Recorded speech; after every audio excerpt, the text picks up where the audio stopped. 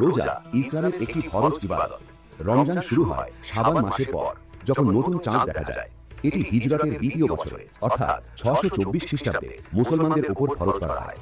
রোজা নাজিল হয়েছিল পবিত্র কুরআনের এই আয়াতের মাধ্যমে। ইয়া আইয়ুহাল্লাযীনা আমানু কুতিবা আলাইকুমুস সিয়াম কামা কুতিবা আলাল্লাযীনা মিন ক্বাবলিকুম লাআল্লাকুম তাত্তাকুন। হে ঈমানদারগণ, তোমাদের উপর রোজা ফরজ করা হয়েছে, যেমন ফরজ করা হয়েছিল তোমাদের পূর্ববর্তীদের উপর, যাতে তোমরা তাকওয়া অর্জন করতে পারো। এই নির্দেশ নাজিল হয়েছিল মহানবী মুহাম্মদের উপর, যখন তিনি মদিনায় অবস্থান করছিলেন। তারপর সমস্ত মুসলমানদের উপর রোজা ফরজ করা হয়। কেন রোজা ফরজ করা হয়েছিল? 1. তাকওয়া অর্জনের জন্য, অর্থাৎ রোজার মূল উদ্দেশ্য হল আত্মসংযম শেখা, আল্লাহ ভীতি তৈরি করা এবং চরিত্র শুদ্ধ করা।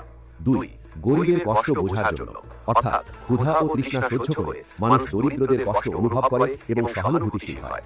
3. আত্মাকে পরিশুদ্ধ করার জন্য, অর্থাৎ